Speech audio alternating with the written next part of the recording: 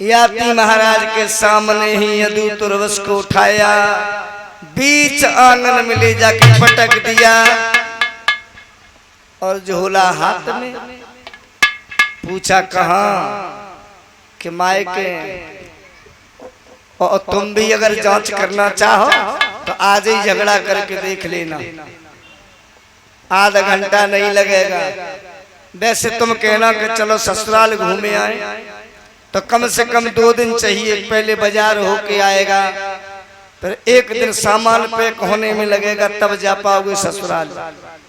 और लड़ाई कर देना घर पे, 1 घंटा नहीं लगेगा। झोला हाथ में होगा, गेट पे मिलेंगी कहाँ कमाए के।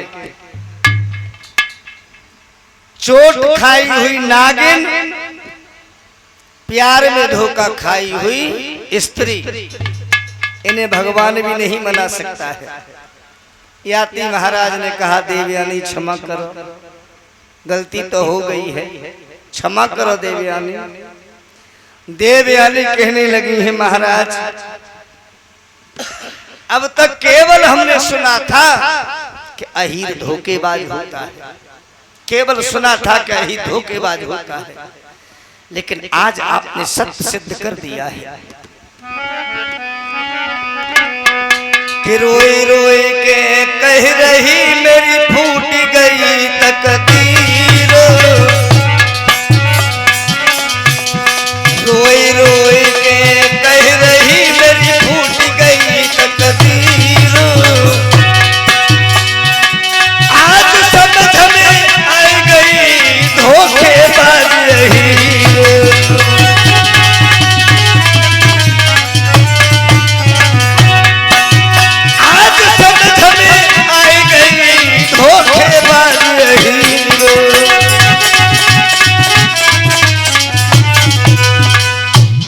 सीधी अपने पिता के घर सारा वृत्तांत शुक्राचार्य जी को बताया।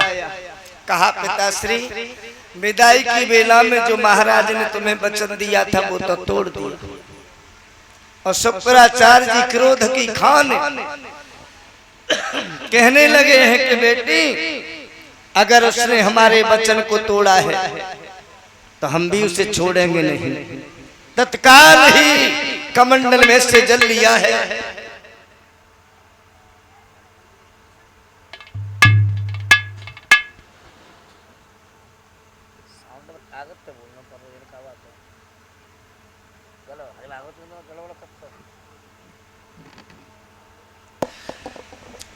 शुक्राचार्य ने कमंडल में से जल लिया, याति को श्राप दिया है। जिस यौवन के मध में तूने मेरे बागे को तोड़ा है, जिस यौवन के मध में तूने दासी से नाता जोड़ा है,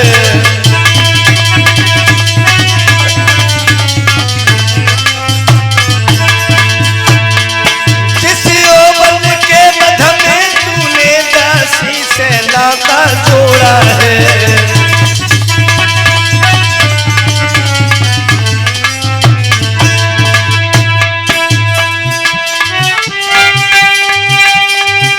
हम कहते हैं उस यौवन का मध तुमको आज खाई जावे, रह जाए नरत की शक्ति तुम्हें आज ही बुढ़ापा जाए।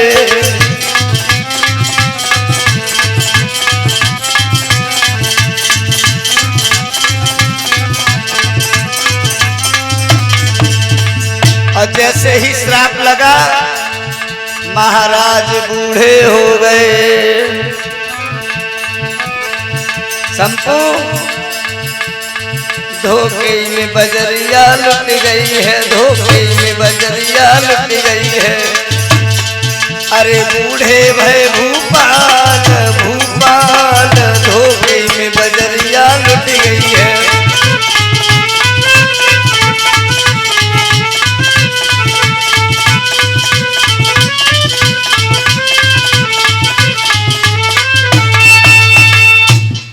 जैसे ही श्राप लगा गाल पिचक गए, आंखें अंदर ठस गई हैं, दांत उखड़ गए हैं, कमर टूट करके कमान बन गई है, गालों पे झुर्रियां पड़ गई हैं। असल महाराज लंगूर लगने लगे। कई दिनों तक देवयानी अपने पिताश्री के घर पर रुकी रही, कई रोज तक। एक दिन मन में विचार आया कि चलो अब देखें महाराज कैसे हैं। देवयानी जब लौट करके महाराज के पास में आई तो महाराज लाठी ले दरवाजे पे लंगूर बने बैठे रहे। देवयानी ने कही, कहो महाराज कुशल तो हैं? कहो महाराज कैसे हाल है?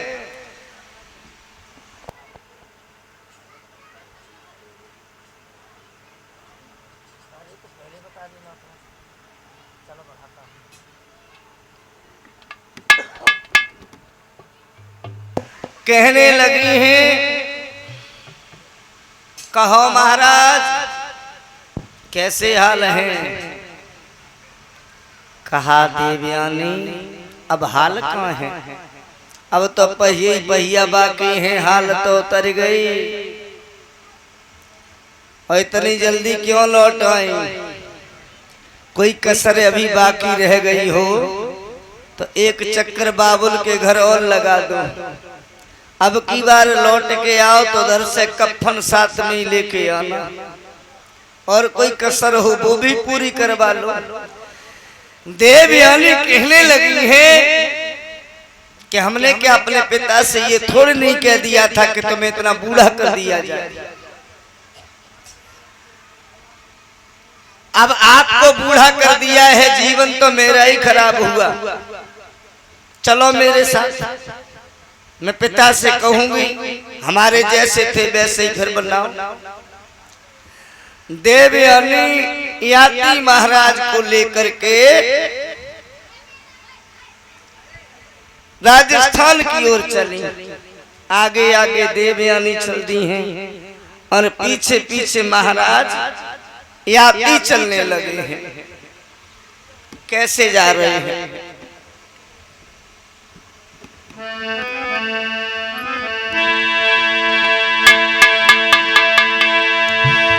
धीरे धीरे डोकर चली भये जाको सोचा खटखट जातू है जाको सोटा खटखट।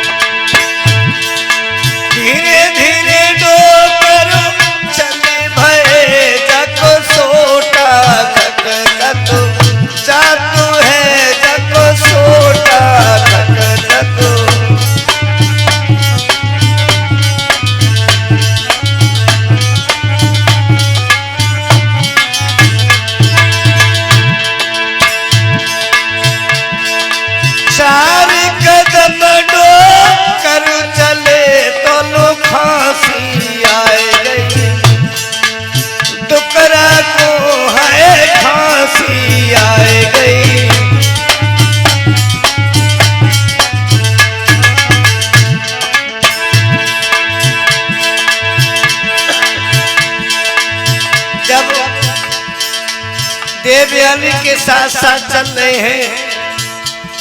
डोकर को जब ज्यादा खांसी आने लगी, देवयानी धीमे धीमे चुनरिया से हवा करने लगी कि कहीं ऐसा न हो राजस्थान पहुंचने से पहले रामपुर चले जाएं।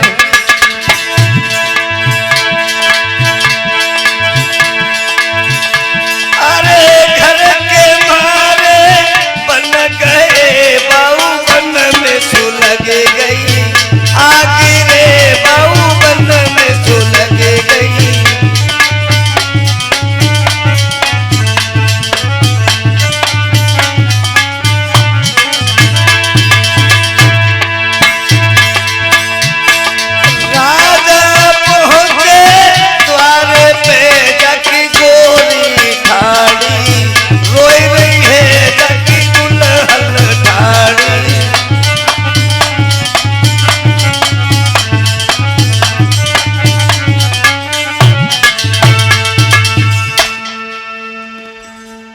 महाराज जैसे तैसे करके राजस्थान तक पहुंच पाए।